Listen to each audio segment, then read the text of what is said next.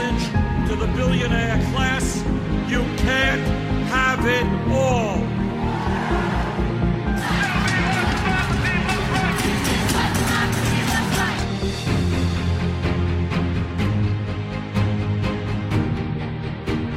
Hello and welcome to the Evolution of Now. I am your main host for today, Michael, and with me I have my lovely co-host. Hello, Chris. I just called you a co-host. Co-host? What is this? Blasphemy. I'm taking over. Yeah.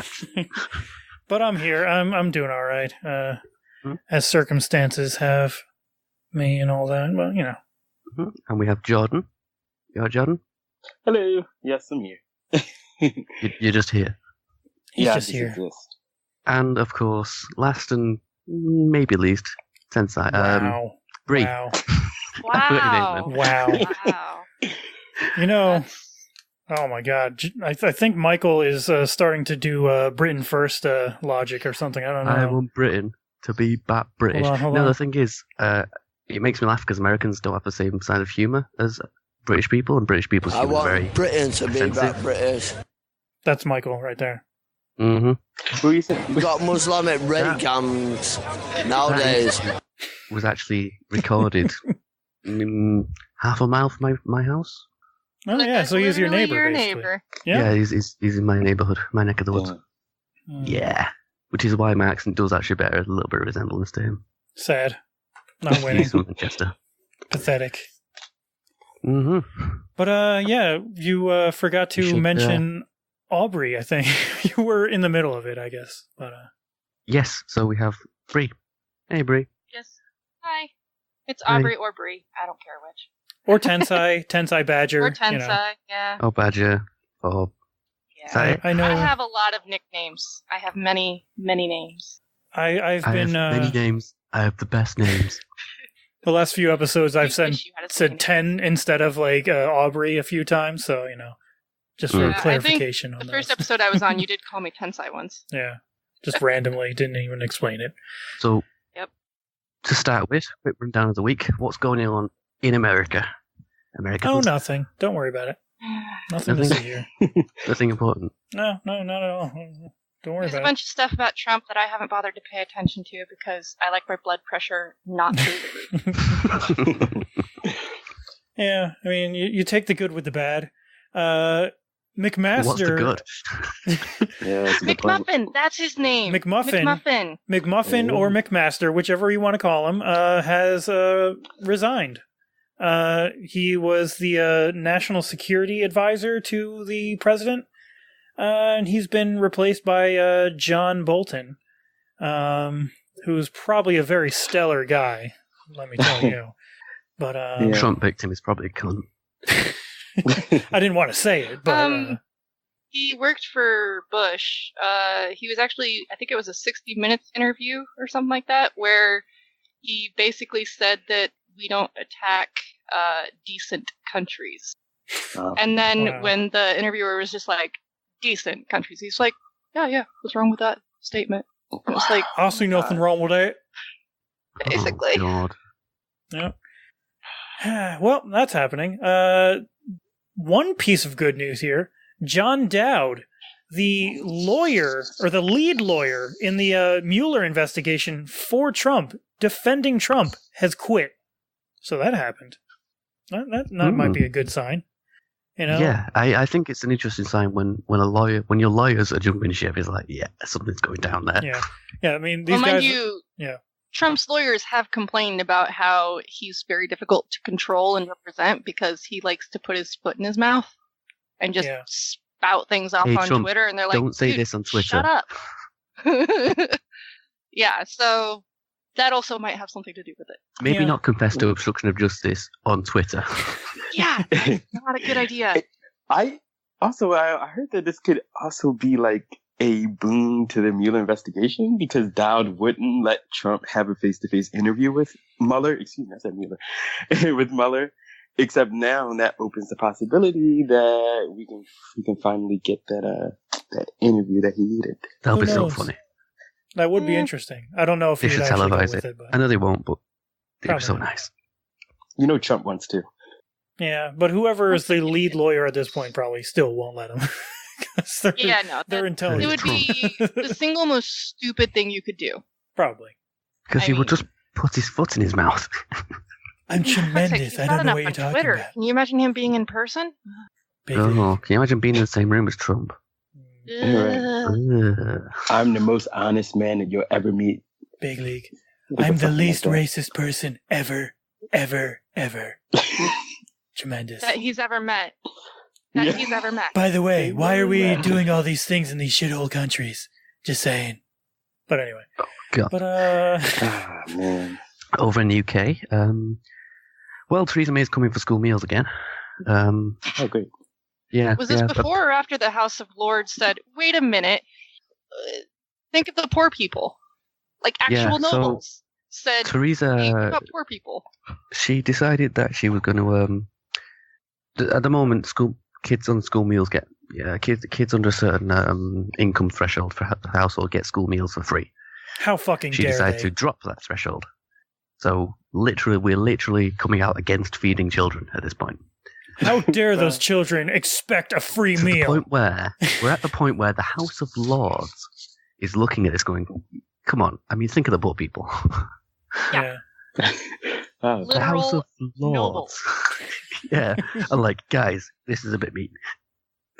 Yeah. Theresa May really hates free school lunches. Mm-hmm. Damn. I know what you're talking about. In other news, Theresa May is calling for unity among European nations in the light of the Russian attack on Salisbury.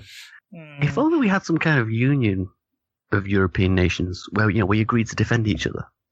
I think we could call it the European Union. No, that doesn't sound right. That doesn't sound right. The Union of European Nations, not the European Union of Nations. That'd be silly. Yeah. We can't have that. Once Brexit's over, we will get right to it. How about the European? How about the European coalition? Right? Doesn't that sound so much better? Sounds so much better. I don't know. It Once sounds Brexit's kind of over with, socialist to me. we'll get That's to true. it. Then we might have to workshop this a little bit more.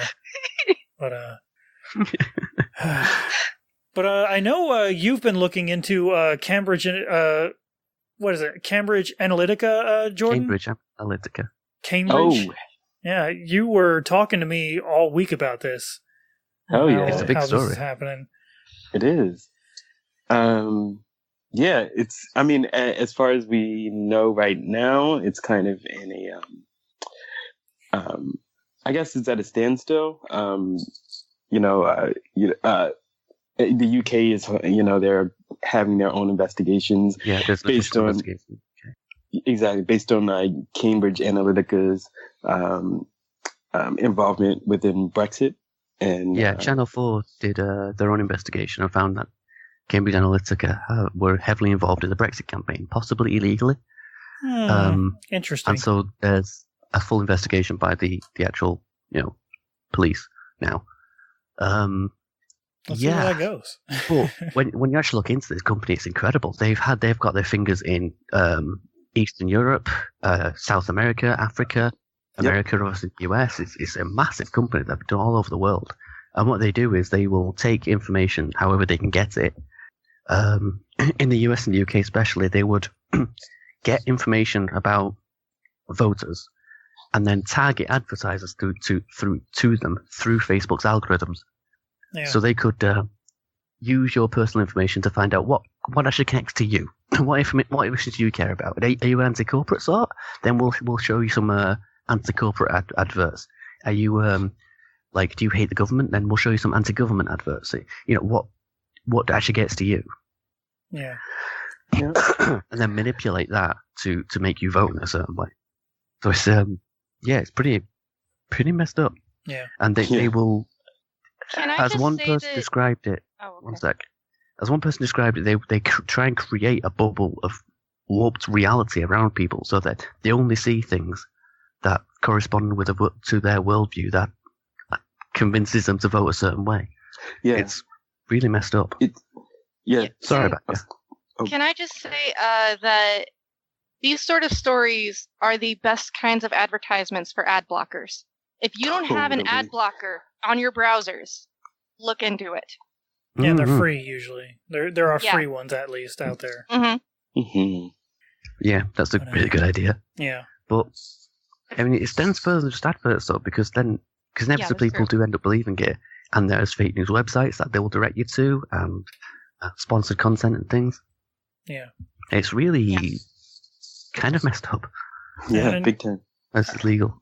I do remember that I think it was that Channel 4 or whatever, there was a news network that did a very interesting piece of actual journalism and investigated this thing, and they had someone pretend that they were looking for their services.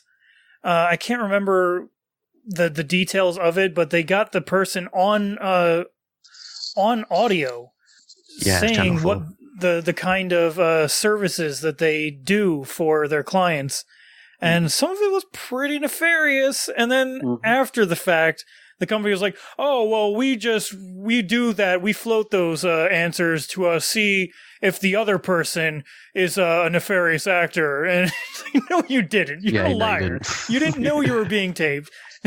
It's just, yeah, they're just covering face, and it's just interesting how it worked out, though. But I would definitely suggest people checking out the audio of that. It was mind-blowing. And they were a really nasty company too. Apparently, they were in an election in Nigeria, and they hacked the opposition leaders' computers, and then word got out that they hacked them, and the entire team from Cambridge Analytica had to just leg it out of the country as fast as they could. Wow. Like, they ended up all over the world because they would just turn up at the airport and like, get in the first plane out of here because I'm going to die soon. Wow. So this company is fucking ruthless. They just did it without thinking about the security of their employees at all. They're mercenaries. Yeah. And yeah, like I say, the team over there had to literally just get to the airport and get on the first plane out before someone came on and killed them. Jeez. Mm. So that happened in the week, but I know we had a main democracy as we know topic it's for this falling week. apart, but there we go. Yeah, that's true. Democracy is on the decline in the world stage these days. But Yep, so it was my topic this week, and I want to talk about water, because it's a rather important thing. boring. Can I talk about Lipinski first? Oh yeah, we forgot to mention that. I'm sorry. So there was the primary in Illinois this week, and in Illinois' 3rd district, Dan Lipinski won his primary in the Democratic primary. Dan Lipinski is Democrat. He was backed by the DCCC and Nancy Pelosi. He is anti-gay, anti-trans, anti-choice.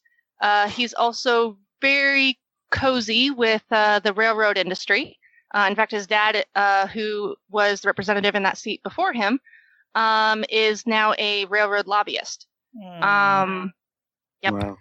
And so Dan Lipinski, who is basically a Republican in all but name, will be running against an actual Nazi in the general election in Illinois' 3rd district. Who also And happens even to better- be more progressive, right?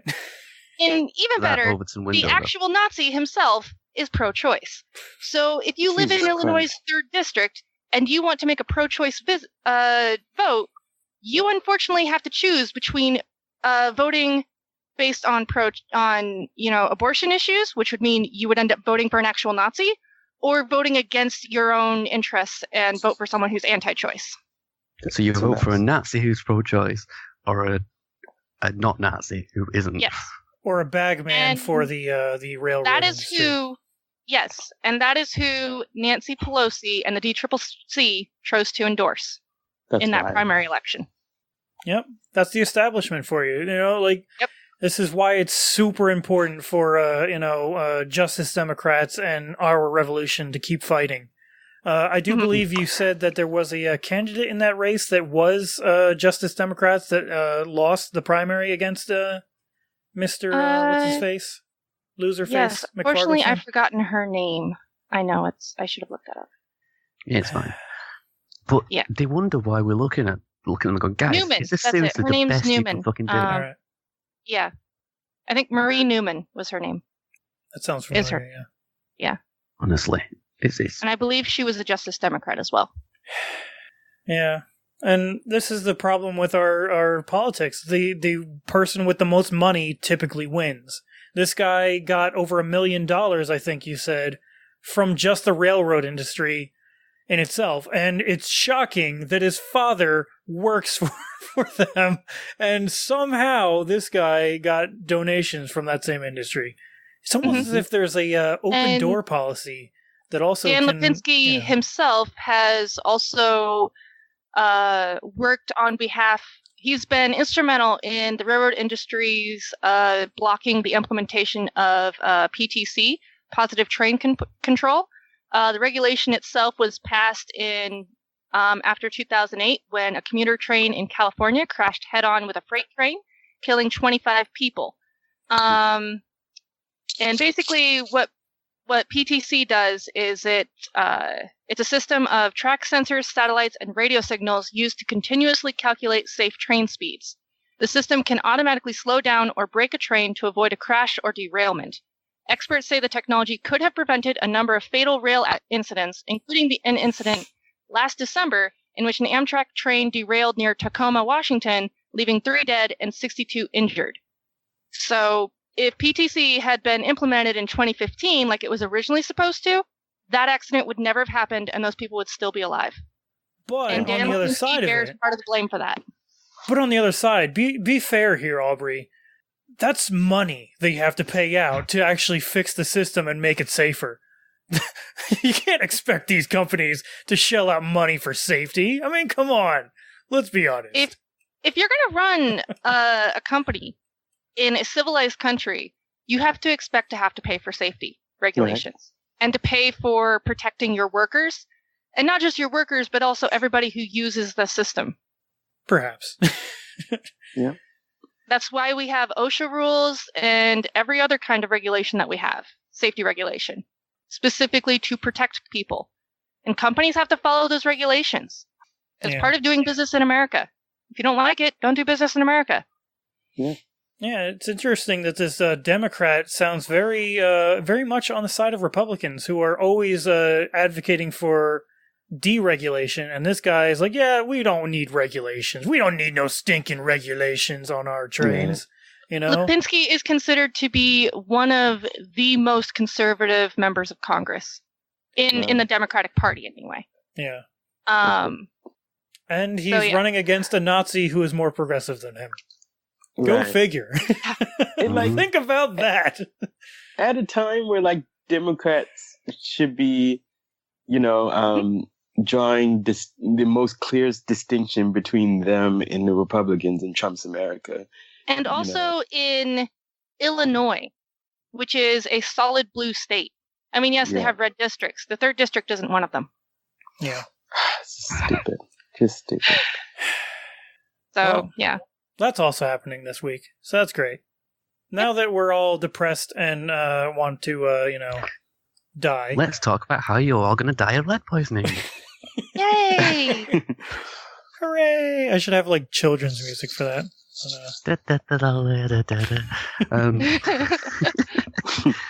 Yeah, so the main topic this week is going to be talking about water. Namely drinking water. So to start with, what we did, we pulled up some water quality reports from our different areas. And the results were not too shocking. So let's start with the top. Aubrey, yours was. Aubrey's let's start with the lead. Let's start with the lead. Okay. So Aubrey's lead was, I believe, it was 10. No, 4.5. 4.5. 4.5. It was Milwaukee that was 10, wasn't it? Yeah, Milwaukee was. It's not Milwaukee. That's Waukee. Waukee. Okay, whatever. Yeah. I don't know American place names. I don't care about American cities. That's a major suburb of Des Moines. So there's a lot of people living there. Tell me a suburb of Manchester. Oldham? No. God, no. Oldham's a separate town. No, never mind. Whatever. I'll rant about this later. Berkshire. I don't know. Where you live is the only place I know in the area. Yeah. So, where Tensai lives in Iowa, where Barbara lives in Iowa, came out as 4.5 micrograms per litre of lead. Mm-hmm. The next one down was, I believe, Chris in New Jersey. His was 2 micrograms per litre. We're winning. Yeah. I had a look at London's water supply. They get 0.4 micrograms per litre, and mine was 0.2. Overachievers. Yeah. What was Jordan's? Yeah, just completely yeah, skip same over as Chris. Jordan. Jeez, who cares about Yeah, him? you the completely same skipped as- Jordan. I didn't get Wow. a chance to look. Oh, Sad. you didn't get a chance to look. Well, Chris, Okay, they both live in New Jersey. I mean, I know New Jersey is like the size of England. But they both live in New Jersey, don't they? Yeah, I mean, It's about the gotta same. be similar, right? Well, Totally nothing Here's the different from difference. each other. I mean, like, I'm like 20 minutes away from Des Moines, and my lead level is 4.5, but where I used to live in Des Moines, it was, like, not detectable. So, Interesting. Well, they're winning. Maybe big they're done league. different water system. But well, yeah, it is um, a different water system. They I use think- Des Moines Waterworks. I think the more interesting point, though, is that in America, the maximum lead limit is 15 Mhm. micrograms per litre. In the UK, the maximum lead limit is 10. So it's not only that we have cleaner water, it's that our maximum limits are lower. Your standards are higher. Yeah. Yeah. Mhm. And this is echoed in different things like calcium and chlorine. There's problems. There is one problem in our water that you don't seem to have, and that's we don't tend to have fluoride in the water. Conspiracy nuts are blowing their nuts right now. Fluoride? Yeah.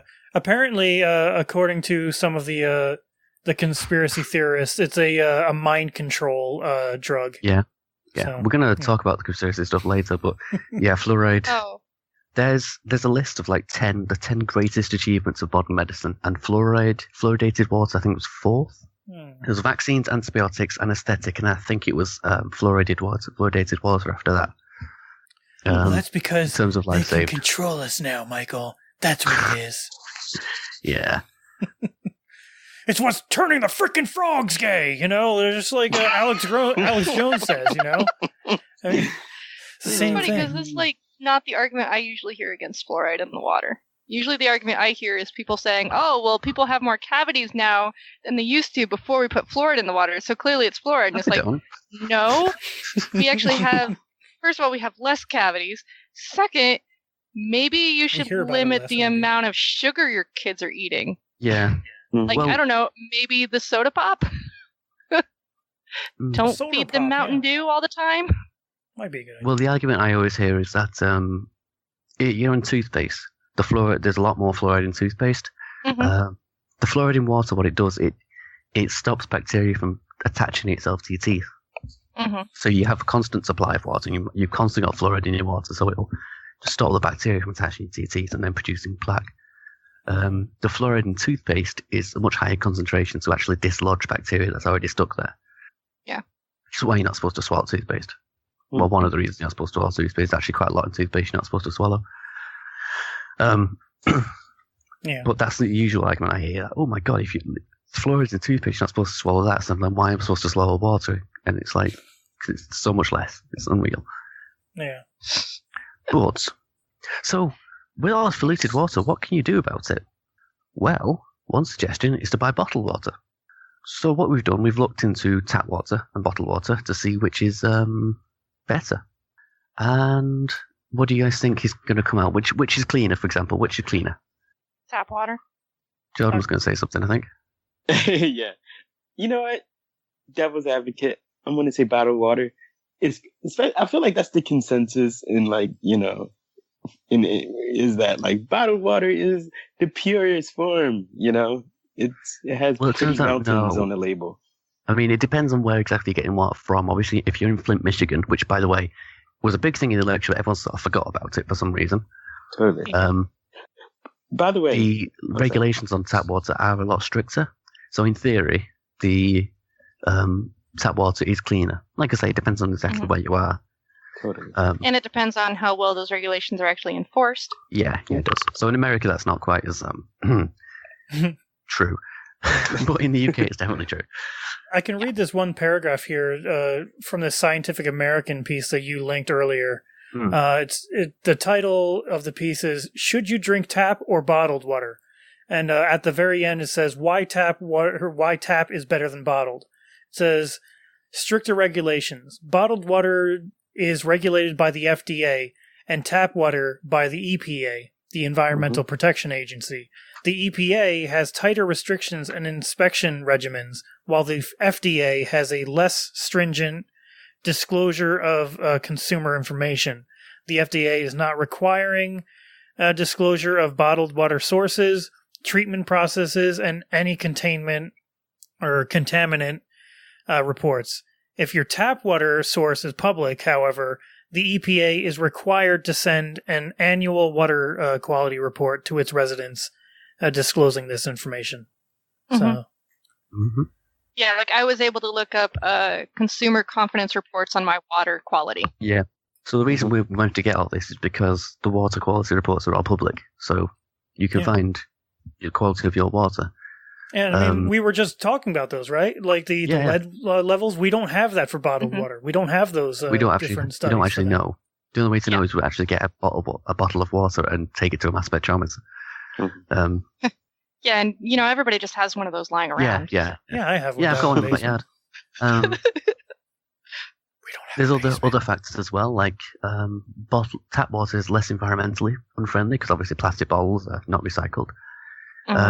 Tap water is also about 2,000 times cheaper than bottled water.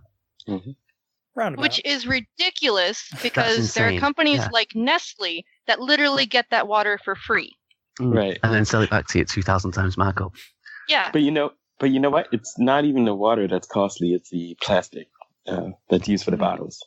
Well, I don't know. Where Nestle's getting their water from is an underground reservoir in California. And that's costing the residents of California quite a bit, seeing as they have to go on water rations every time there's a drought. True. Yeah. So, there's also issues with tap water contains an amount of chlorine, which you might think, well, that's awful. Not really. It's a tiny amount, so it doesn't really do anything to you. But what it does, it produces the bacterial growth within tap water. We'll talk about bacterial growth in tap water later when we talk about live water, but and raw water. Yeah. Oh, God. And bottled water doesn't have that chlorine often, so the bacteria can grow in there, which isn't great. And finally, a lot of it's actually just the same. A lot of the time, what companies actually do is literally taking tap water, putting it in a bottle, and selling it back to you at 2,000 times the cost. Yeah, Thanks. I believe it's somewhere around like 50%. Yeah, 50% of bottled water is just tap water. That's the one point in a bottle. So yeah, that's the thing. Yeah, sounds like a good thing. So, which sounds like false advertising, but So in general, unless you're in Flint, Michigan, or somewhere where the water quality is really bad, you are actually better with tap water than bottled water. Tap water is a lot cleaner than bottled water, and so people say it isn't, but it actually is. Yeah. And people say it's different because the bottled water tastes better. You have to remember that the taste, water shouldn't taste of anything. That it tastes better is shows you that there's a problem there. There's something in it that shouldn't be. Yeah. I mean, what was I going to say here? Like tap water is more regulated by the EPA, like we said. They actually go and inspect the water sources and everything. The EPA does, whereas, like we said, the FDA only really requires some disclosure from the company most of the time. They don't really inspect the works at all. They don't inspect the water quality. Companies are great at self-reporting when their shit's not working, aren't they? Oh yeah, they're the best at that. Are you kidding me? They always they're tip top. Just like oversight. Yeah, like all these power plants and stuff. They're always high up on those regulations. They don't allow spent fuel rods to accumulate in a pool when they're not supposed to allow that to happen or anything. That totally doesn't happen, right? And then you've got things like, this is another example of where people often complain about government doing things, but actually when the government does something, it often works really well. And in this case, you've got water that's 2,000 times cheaper, like pennies. Yeah. If a bottle of water costs you $2, a tap water costs you a fifth of a cent. That's, that's insane. That's a massive markup, and it's better quality. This is one of those cases where the government is actually just better at this. Well, I mean, if you listen to some people, at least, though, government is actually the problem here. Like socialism and stuff. That's actually the big problem with like water and like how we have all these water shortages. in California and stuff, it's totally socialist government that's doing that, according to Stephen Molyneux. Oh yeah, Stephen Molyneux did a video, but he blamed it all on socialism because reasons. Yeah, because Of course he did. Wasn't his reasoning that the government allows companies to use too much water, therefore it's socialism's fault? Yep. So And you're like, they let them use it for free. socialism. wait, so deregulation is the problem now? Exactly. Wait, no, that's not it. What? No, Yeah, if that's not only, what I said. If only we had some fucking regulations, eh? It's weird, but that is the world we live in, unfortunately. Mm-hmm. So, what else? I gathered that a lot of a big culprit of these shortages happen to be the agricultural practices, as well as global warming and the droughts that it's kind of causing around the world. Which is a bit amusing because I just looked up which states are the worst polluters as far as water pollution goes. I had always been told that my state, Iowa, had the worst water quality in the nation. Actually, we're not even in the top 10.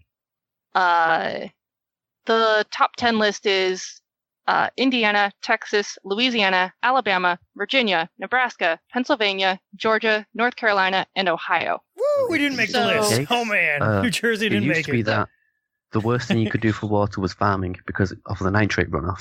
Yeah. But now the worst thing you can actually do for farming is fracking because you end up with all sorts of shit in the water. Mm-hmm. Yeah. So that's probably why that's gone. So, I mean, Texas, Louisiana, Pennsylvania, those guys are big frackers. Mm-hmm. Yeah. Also, North Carolina has been having a lot of problems with corporations just dumping chemicals directly into the waterways. Gee, I wonder if that's gonna end up The polluted Ohio water. River is famous, for lighting on fire and stuff. Yes. So When your river is on fire, you've got a problem. yeah. Rivers aren't supposed to catch fire. I know as Americans this may seem strange to you. Trust me, I'm a physicist. I've got a degree in everything. Rivers are not supposed to catch fire. He knows all of the things. But yeah, so I mean, it's kind of, but yeah, I mean, we hear a lot about farmers here, like with the fertilizer runoff and stuff. Well, due to a lot of the attention on that, a lot of farmers, at least here in Iowa, have been looking at ways to reduce that runoff. Because first of all, the more fertilizer runs off, that's more fertilizer they have to put back on their fields. Yeah, it costs more. So they want to reduce that as much as possible. And other things like that. These days, a lot of it comes from hog farms, especially the Industrialized less ones? humane versions. Yeah. The ones where they basically just put them in like a pen. They live in that pen for their entire lives. And yeah, that produces a lot of waste because you have the pig literally living in a box. Yeah. And, so naturally he only has one place to go poo. And yeah. Yeah, I mean... Pigs can eat pretty much anything and survive, so they feed them like really poor quality food too, so... Yeah, a lot of our livestock are actually fed diets that actually isn't really all that great for them. Like even cows in a lot of regards. Oh yeah, they get fed like corn products and stuff, right? There's a lot of corn-fed cows in Iowa as well. Not as much as in Wisconsin, but and let's just say it's hard to compete with Wisconsin in terms of cows. But cows are not natively supposed to be eating corn. Just to say, usually they eat grass. Well, technically, corn is a grass, but I mean, it's a slightly different kind of grass. I know what you mean. Whatever, Tensai. I mean, yeah, Aubrey, whatever your name is. I know what you mean. Whatever your real name is. But yeah, it's like my parents live just down the road from a farmer who has cows, and he prefers to grass feed them because it's cheaper for him because then he doesn't have to buy feed. And he's just lazy like that. But it also means that the cows are actually healthier. So, it's weird if you give these animals more room to like run around and do the things and like eat actual grass. He just puts them out in a pasture, and he doesn't worry about having to clean up their poo or anything. It's out in the pasture; it'll break down and fertilize the grass. Yeah, I mean, fine. if you allow the poop to like accumulate, That's where you get a lot of bacteria buildup and a lot of problems with a lot of Iowa's waterways. And I'm guessing also Indiana's, because Indiana is also, they have a lot of farms and stuff. Yeah. They're not like a huge industrial power, except in like a lot of areas. It's a lot of rural in Indiana. Whereas when that poop is accumulating across an entire field, that's a little bit different, because it sort of more naturally can decompose into the soil around it. Whereas if it's a gigantic mass of it, there's going to be a big difference there. It has to do with, basically you can't have those anaerobic conditions because it can't break down properly. Mm-hmm. So, I mean, it needs to have access to oxygen in order to break down properly. Yeah. So a little bit of science actually. We took a massive tangent. You guys touched on the next bit, though. You mentioned cities that are going out of water. Oh, yeah. Just to catch the audience up, there are cities across the world now that, due to several reasons, are just running out of water. A few including Sao Paulo, Bangalore, Beijing, Cairo, Jakarta, Istanbul, Moscow, London, Cape Town, Tokyo. All these are running out of water to the point where they're actually massive cities too. Most of these are like highly populated cities. Yeah, and rich as well, quite rich. Tokyo, London, these are massive cities. Well, that's one of the problems. One of the problems is that there are now so many people living in smaller spaces that it's stressing how much water you can actually get out of the atmosphere, out of the environment, to the point where it's not replenishing fast enough. Yeah. Yeah. The other problem, of course, is climate change. Because one of the things that climate change does is it stops water moving around. So the places that are wet get really wet, and the places that are dry get really dry. And the places in the middle... Cape Town's problem. Yeah, places in the middle go one with the other. So Cape Town's probably the worst example, where they are... Is it still June that they're going to run out of water? Yeah, I think it was still June, where they're going to run out completely of water and just turn the taps off. I know they were talking, I think it was last year or something, about Rio de Janeiro, I think, was also supposedly running out of water too. It was somewhere in Brazil. I thought it was Rio, but I might be wrong on that. They were having some water shortage issues, and that's also a very, very large city. And there's also California that's also having its own water shortage issues as well. So I mean, this is happening worldwide in very, very populated areas. Well, the thing is, this raises an interesting problem, because these are big, rich cities, and if they can't handle it, nothing can. No one can. Yeah. And once it becomes unviable to live there anymore because there's no water, when Cape Town runs out of water, people aren't going to stay. They're going to leave. Where are they going to go? Well, they're going to go places with water. And there's increasingly less of those. So we're going to start seeing what's been predicted for a long time, it's climate refugees. People are having to flee to better climates. And that's going to create a lot of tension. We've seen what happened with Syria, and that was only, a few million refugees. We might be talking like billions of refugees. We're coming into different places. Some of these cities have millions of residents. Yeah. Most of them, like these big cities do, yeah. Mm-hmm. If you thought the Syrian refugee crisis was bad, you ain't seen nothing yet. Yeah. Now, the one thing that I can see, though, with that, though, there are going to be these refugees, but the problem with it can be, once they move to a new area, they're just going to deplete that area now, and then they're going to have to move again and deplete that area, and it's just sort of going to become like a... Yeah, the problems we're going to get is the areas that are too wet to build anything on, and the areas that are too dry to live in. Yeah. And land's going to end up polarizing somewhat. Yeah, so, it's almost like we're going to become like nomadic people in some ways, and it's interesting. Well, that'd be going back to our roots. And I would say our population size, I don't think can really sustain that kind of nomadic lifestyle. I don't. Oh, definitely not. We may end up seeing some depopulation through the climate.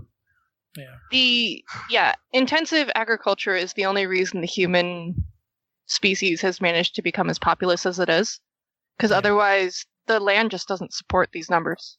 Yeah. So, Yeah. I mean, that's fucked up.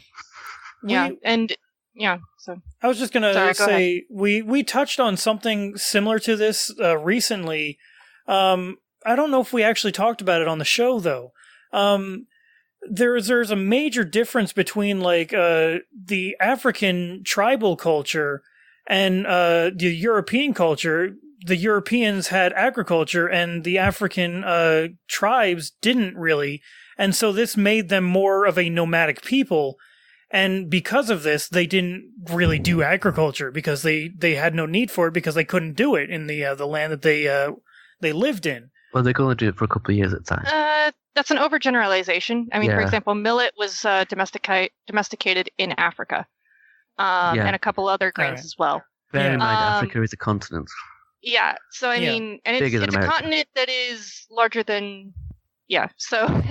But this was like there was a myth that because these the African tribes didn't have this the same kind of society, that they were lesser than European culture, and that's obviously not the case. Yeah, no, It's just that they had different circumstances. The environment itself, in some ways, dictated the kind of culture that they had. well, and that's true for everywhere. I mean, Mhm. yeah, human culture is the means of adapting to our environment, and a lot of what agriculture has allowed us to do is then in turn adapt our environment to us. I mean, like with permanent buildings and sedentism and all that, which is sedentism is like basically permanent living in one location, which, by the way, did predate agriculture itself. Yeah. We were sedentary before we actually started farming. So I mean, it's kind of, human history is kind of interesting in regards, and for some cultures, they needed to actually be able to depend on a regular source of food because the climate was too unstable, and they weren't able to find regular food just by wandering. And Yeah. other groups, they didn't need to do that. And I mean, they've done studies. The hunter-gatherer groups actually work far less than agricultural societies. It is hard, long work to farm the land. I mean, farmers Yeah. are out there from sun up to long after the sun goes down. And the only reason they're able to be out there after the sun goes down is because they've got lights on the tractors now. Before that, It's- when the it's sun went mentioned down, in the they had to audience. go to bed. That's Aubrey's studying anthropology at the moment, Oh, which yeah. is why she knows a lot about this stuff. And she also lives in Iowa, which is why she knows about farming, because Yeah. Iowa. Yeah. I mean, like, I've driven home at, like, midnight past farm fields, and I see farmers out there with their tractors trying to get in the harvest because, there's a rainstorm coming out, and you can only harvest crops when it's dry, at least Yeah. with modern equipment. So, Yeah, Iowa. You can't move 10 foot without bumping into a tractor. We were talking when she was sounding International about harvesters tractor and shows. stuff. I'm like, is there anything more Iowa than tractor shows? it happens all over the Midwest. What you're talking about. Exactly. So, yeah, that was a tangent. What was I even talking about? Water. We'll get water, but Water, eventually. Well, we were just discussing the places that might be running out of water. Oh, and the yeah. big Yeah, cities yeah. and everything. so yeah, we're going to start seeing massive climate refugee movements, and I don't think we're ready for that. It's Yeah. going to be a big shock to society when Oh, no, we're big not. cities start having to evacuate. Like Cape Town is a few million residents. Imagine somewhere like, I believe it's 4 million. somewhere like Tokyo starts Yeah, I think it's 4 million. having to. But yeah, evacuate. Tokyo's like- Beijing in China. That's Oh, yeah, serious. Beijing's on that list, too. 20 isn't million inhabitants over there. It's It's China. Yeah. they, it? Yeah, have, it's China. they have like what, a third of the world's population in China alone. yeah. So that's Yeah. gonna become a big problem soon as well. Yeah. Just another way climate change is fucking the world. Yeah, and that's before the sea levels really start to massively rise. And places Mhm. like New York City are probably going to have to start moving further inland. Aye. And yeah, like Miami's already dealing with flooding, regular flooding, just when the Yeah. tide comes in. Welcome to Miami, Ebenito, Ami, Ami. Oh, sorry. Chill, Chris. Okay. Song random. But, sad. But there are some new technologies on the horizon which should help a little bit. Things like the graphene sieve, which proposes to sieve stuff out of water without power. Quite promising. Things like reverse osmosis, which is a way of filtering water by forcing it. You're essentially forcing it through a very, very fine filter. Yeah, which it would normally go through. There's three different types of filtering that I know of, right? There's distilling water. There's the RO process, which is the reverse osmosis. And then there's deionized water. Reverse osmosis is actually if you have a Brita filter in your house. I believe that is what is being used there is a reverse osmosis it depends filter. On the filter. If it's a powered filter, that's what it's doing. But you need power to do that. Yeah. It might be, actually. Yeah. The energy might just come from gravity. From what I read on this piece, that I think you also posted here, it's called Deionized Water versus Distilled Water. What's the difference? It's from Water and More, I guess, their website. Distilling is where you boil the water and then you capture the steam. The problem is some of the contaminants boil with the water, so you don't get rid of everything. It's cleaner and it kills bacteria, but you don't get rid of everything. So you probably have to boil it a few different times at a few different temperatures to get everything out. There's some stuff you're just never going to get rid of. Yeah. It's a longer process. Mm-hmm. Reverse osmosis, like I say, you need power. In order to get a decent amount of water, you need power. And desalinization as well is another one. You need power. I believe desalinization actually uses reverse osmosis. You need power to do it. Doesn't it use a lot of power in the process? Yeah, a lot of power. Yeah. And deionized water, I can't remember how you'd make it now, off the top of my head. But water itself isn't conducted to electricity. I know it surprises people, but the stuff in the water is conducted to electricity. What deionized water is, it takes the electrical ions out of the water, meaning it takes all the electrical stuff out. So you're left with water that doesn't conduct electricity. It's very, very pure. All right. So I have from that piece here, it says, in order to obtain the high-quality, pure, deionized water, a multi-stage water purification process can be used. After pre-cleaning, the water is supplied to the reverse osmosis membrane, and then the water is filtered through a special deionization medium, which removes the rest of the ions in the water. The purity of the deionized water can exceed the purity of distilled water. So it uses that reverse osmosis process. That stuff's only been used for research and cleaning electrical things and stuff because it's so pure. There's not much point making it that pure in. And it's going to be expensive to do anyway. Yeah, it's expensive as hell. Yeah. If they ever manage to get that cheap enough, that's probably going to replace distilled water tap in chemistry labs all across the nation. Yeah. I had something. I've got it now. Not winning. But yeah, there are these new technologies coming about which should help a little. But the main problem is generally power. You need power to do anything, and there isn't much power. Yeah. Mm-hmm. There's proposals to do things like set up solar cells in unused land, especially big patches of unused land like deserts, attached to these water filters so you can filter out the water and then just collect it or have it piped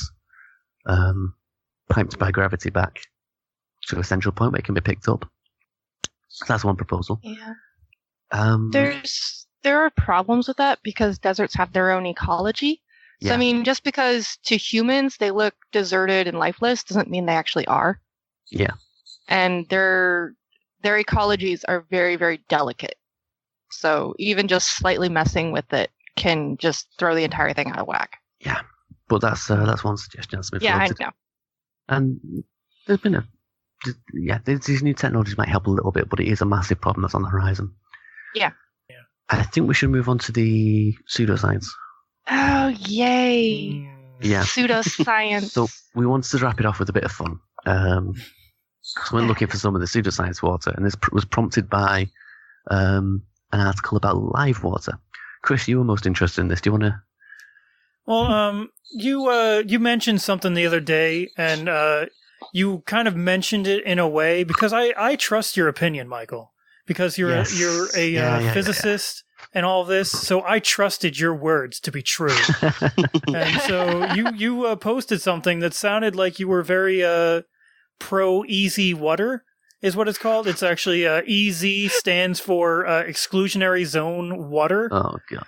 And so he was glaringly optimistic about it. He was just wondering how he can attain the stuff or something. I think it was with a quote, but accidentally copied something into the chat, which was like, "Hey guys, I've heard about this EZ water. Can anyone know how to attain it?" Sort of like this.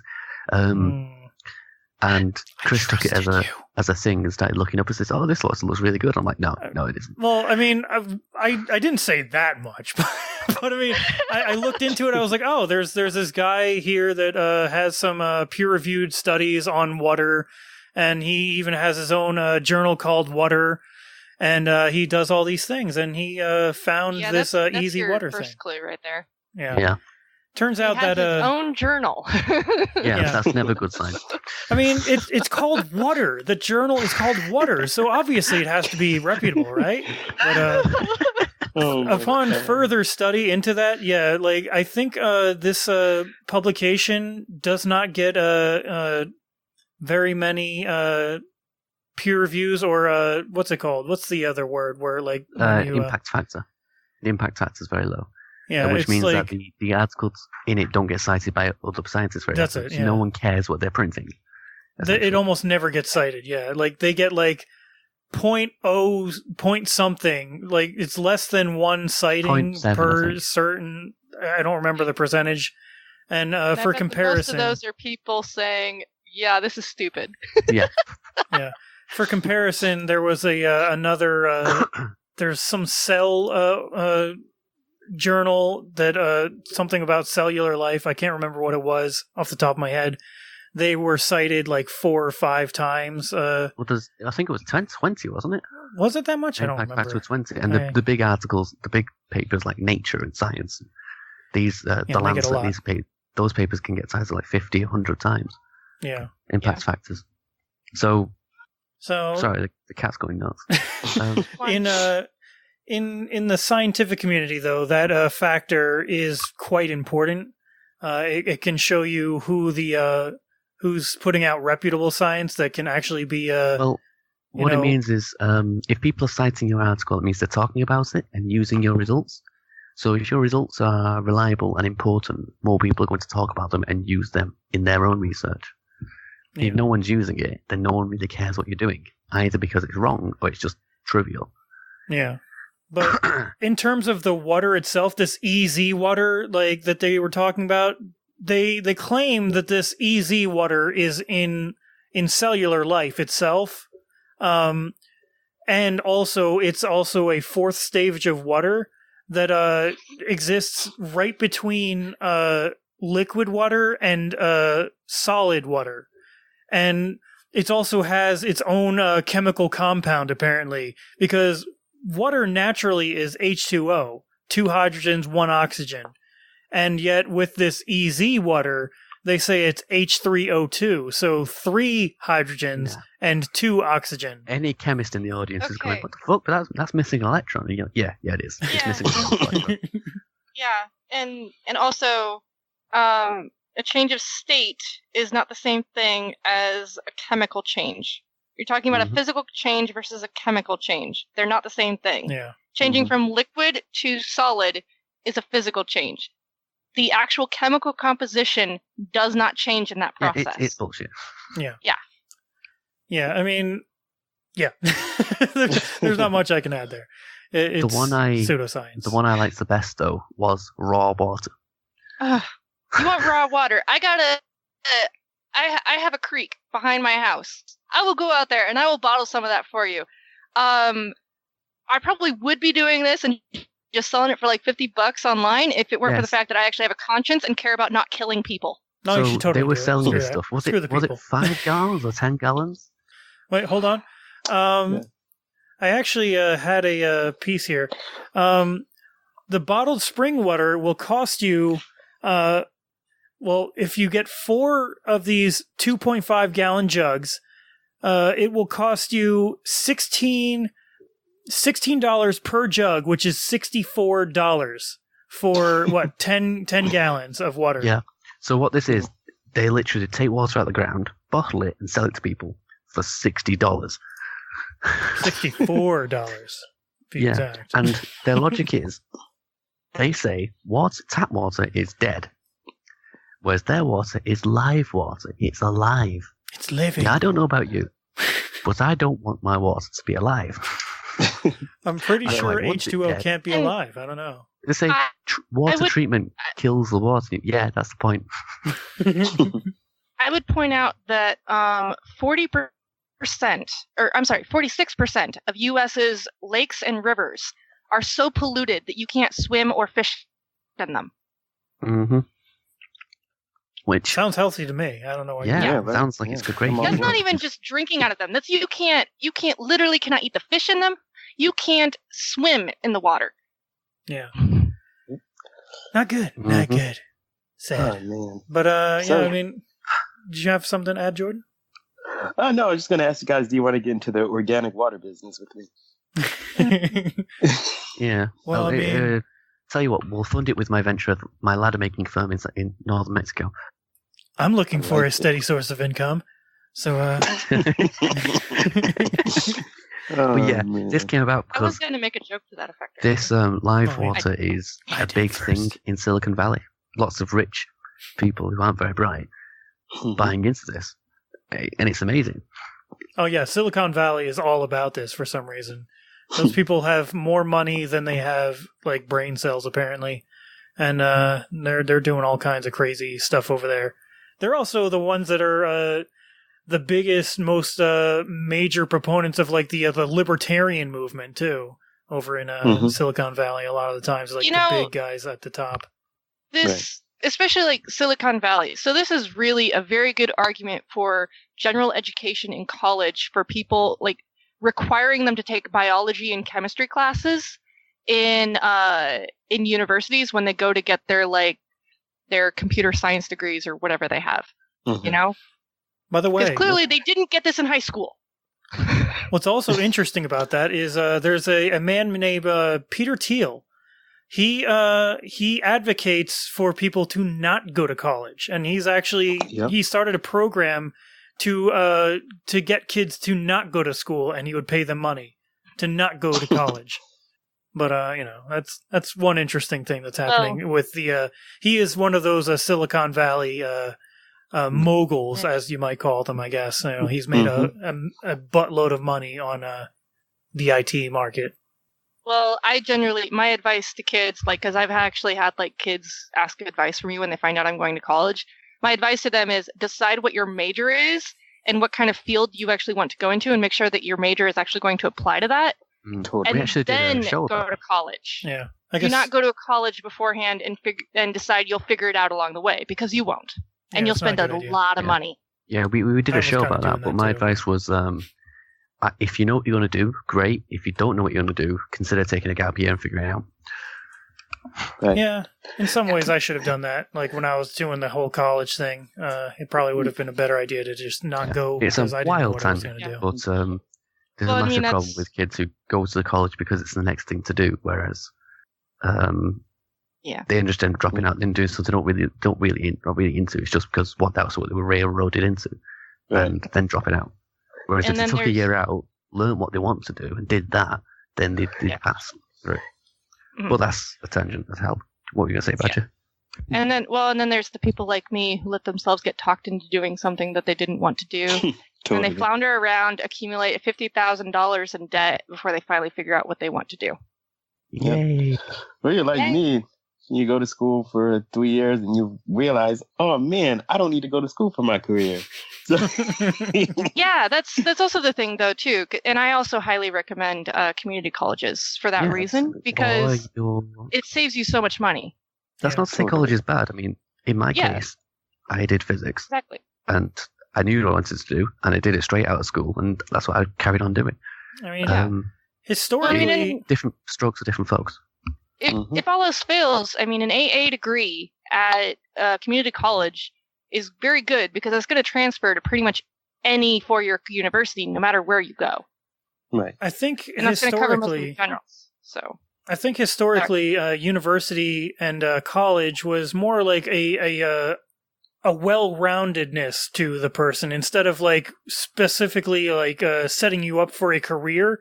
It made you a more well-rounded citizen in a lot of ways, where it broadened your horizons, made you more aware of a lot more things, and it wasn't necessarily that you were going to college specifically for just one little niche career, which is a lot of what our college degrees are today, unfortunately. Well, it depends on what your major was and also the college you went to. So, I mean, for example, like I go to Iowa State University. It was originally an agricultural college, specifically set up to basically make sure that people knew what they were doing when they became farmers. Yeah. And also the veterinary school was also a large part of what did it used to be called? Iowa Agricultural College or something like that. Back when it was founded in like the 1860s or something like that. You know, I mean, it was primarily about veterinary school and teaching people how to farm. Because there is a lot that goes into farming that people don't know about. And especially after the 1930s, with the Dust Bowl, actually going to learn how to farm and soil conservation became massively important because people realized you can't just do things the way your dad did them because he might be doing things wrong and it might be harming your soil quality. That kind of thing. So there's a lot that goes into farming that people just assume they didn't need to know or assume they could just learn from their dad. And that's not the case. Interesting tidbit there.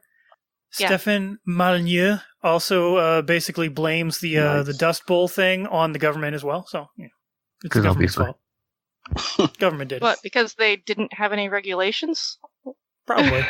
Well, he doesn't think that far into it, probably. But that video that he talks about water and the water shortage crisis and stuff in California, he does mention that, and he has like little like pictures and stuff in the background of when he's talking about like the Dust Bowl and stuff, and basically Stephen Molyneux is just a libertarian like hater of government in all forms and everything, and he just like is trying to fearmonger people away from government in any regard. But he sounds like my brother. Well, maybe at least my brother admits that he's an anarchist. Who knows? My brother actually admits that he's an anarchist, so there is that. But then, like, whenever we press him on details, it turns out, no, he really does want a government. He just doesn't think it's very weird and complicated, and I don't understand him. Yeah, I think that goes with most of these libertarians. They don't really know what they want. I think it's just like government bad, and when you really press them on it, well, I guess we should have someone in control of that, But like a lot of them will try and say the free market can control it, and no. But you just can't. And like we already tried a society without a government before, it just doesn't. It just doesn't work. It doesn't work. Whenever you have a lot of people living in one society, you have to have some form of government because you're going to have problems, and you need to have some form of organization and control. Yeah. Well, I'd argue a government inevitably forms. The question is what type of government forms. Except for, and of course, given the complexity and the size of your society, is going to determine how big and how complex your government needs to be. Mm-hmm. Except for in like the case of like tribal communities and stuff, they don't need a government because they're small. They have their own governments. They have governments, Chris. Oh yeah, yeah. All right. I mean, even the most egalitarian societies, even the most, I don't know, like tribes in Africa, or like some people in like the Southeast Asia, who live in very rural areas and they don't really interact with other groups very much. Well, actually, they do interact a lot, but that's another topic. They basically kind of live on their own or whatever. Like even like the nomadic tribes that still wander the Sahara, they have their own form of government. It's not anywhere near as big or complex as, like a formal government, but it is still a form of government. Mm-hmm. There is still someone who makes final decisions. There's still ways of bringing forth problems within the group. There's still ways of, like if someone's abusive or neglecting their family, there's still ways for remediation, that kind of thing. Yeah, it's just, I guess it's not a form of government that we would be used to, I guess. It's not a formal government. Yeah. I don't want to interject. I think that's what I was trying to say. But we have gone so far off topic. I think Sorry. It's probably worth wrapping this up and maybe. Yeah. But we didn't even we talked a little bit about raw water, but yeah, it's basically just water from like a stream or something like that. And they somehow think that it's healthier for you because it's got more bacteria and more things in it, which is not necessarily a good thing. If they think that's healthier, then maybe they should take a good long look at Yemen and their cholera outbreak due to their water treatment plants being destroyed. Yeah. So that's one obvious example. Yeah. So like there is pseudoscience out there. I found it like it's really important to talk about the pseudoscience out there and basically debunk it in a lot of ways. And that's why I found it was really important to talk about the easy water that we talked about. Because, I mean, myself, I could have been pulled through the loop because this guy has peer-reviewed studies and he seems reputable. I don't know. Like, as a lay person, I don't know exactly. That's a lot of this. I'll have to talk about it on another topic show, but there is the pseudoscience and the trappings they use it's designed to trick people who aren't too sure about what science, what science look like. It's snake oil salesman. Yeah. It's the same with the anti-vaxxer movement as well. Like there's an air of reputability to some of those people because the one guy that's hawking it the most used to be a doctor. Used to be, like we said in our one episode on it, and like it gives an air of reputability to these conspiracy theories about like how the water is turning frogs gay, or how fluoride is somehow a mind control drug, which is something that even those libertarian Silicon Valley types were saying was the case with that. And creationists use that same tactic too. I mean, they literally hire people who are scientists with actual degrees to come in and basically just throw their degree in the trash and say what creationists want to hear.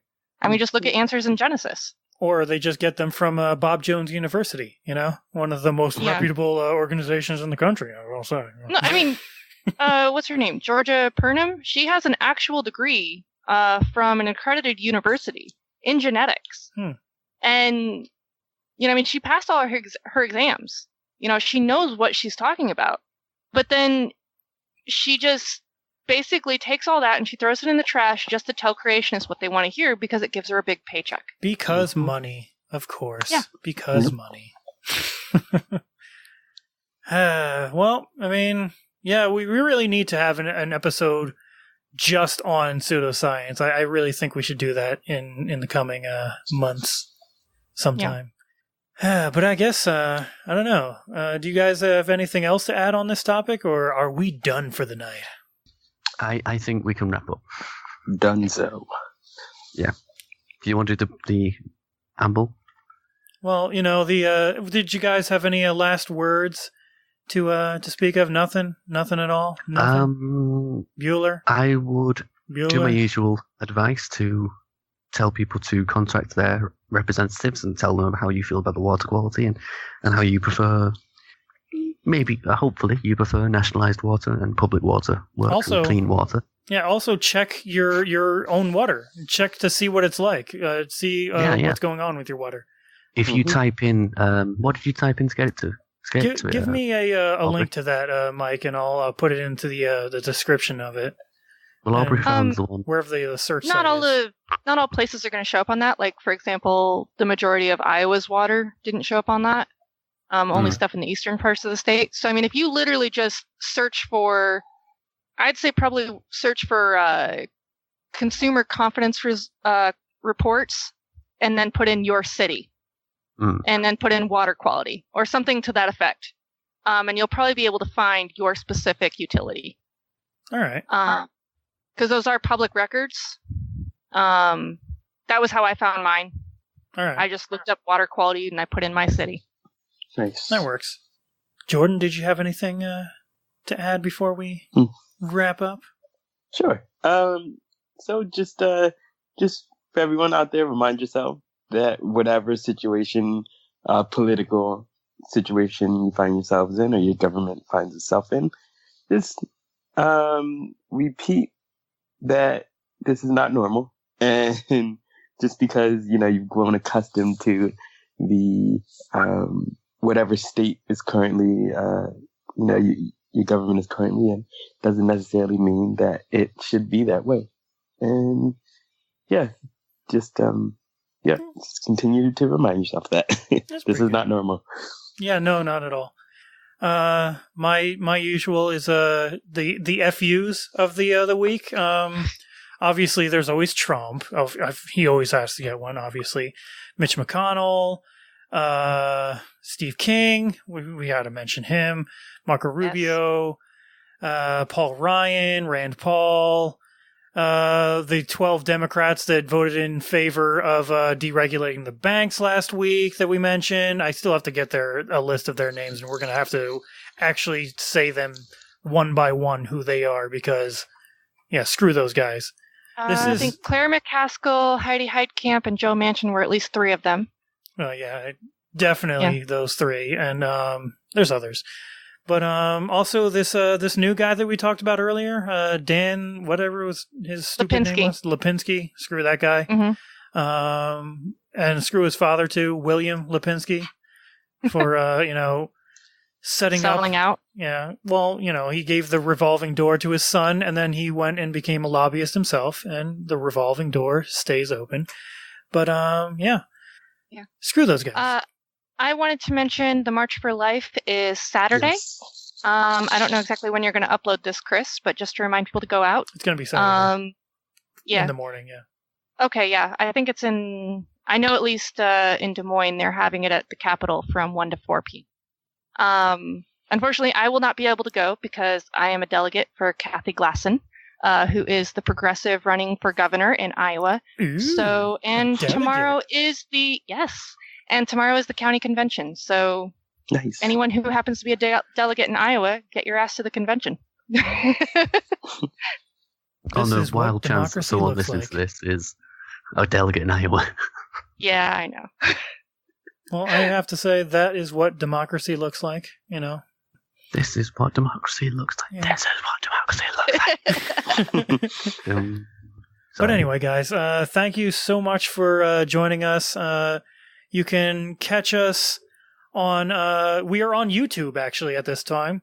If you prefer listening to our shows on there, we're on there. The channel is The Evolution of Now. We are on iTunes, obviously. We've been on there for a while now as well. We have a Facebook page that you can join and get the latest notifications every week when the new show goes live. It's facebook.com/The Evolution of Now. We have an email address that you can send your comments, criticisms, hate mail, love mail, I don't know, anything you want to send us, suggestions for topics. You can send it to theevolutionofnow@gmail.com. And Please clap. Please clap. I don't have that sound, readily available. Oh, Jeb you Bush, really should. that's it. Jeb Bush is a Herbert. Yeah. But you can also, there will be a link to our public Evolution of Now channel on Discord where you can actually just talk to us live in there. Maybe even on voice at times if you are so, averse to doing that. You can also help us out by donating a little bit to the podcast on our Patreon at patreon.com/The Evolution of Now. Now, please clap. That's it. Anyway, yeah. Perfect. Give me a break. But anyway, you guys have a great week, and we will see you here next week. And our next week's topic is going to be a little bit about gaming culture. Have fun. Nobody else going to say goodbye? No. Bye. Thanks, I. You're the only one that's nice.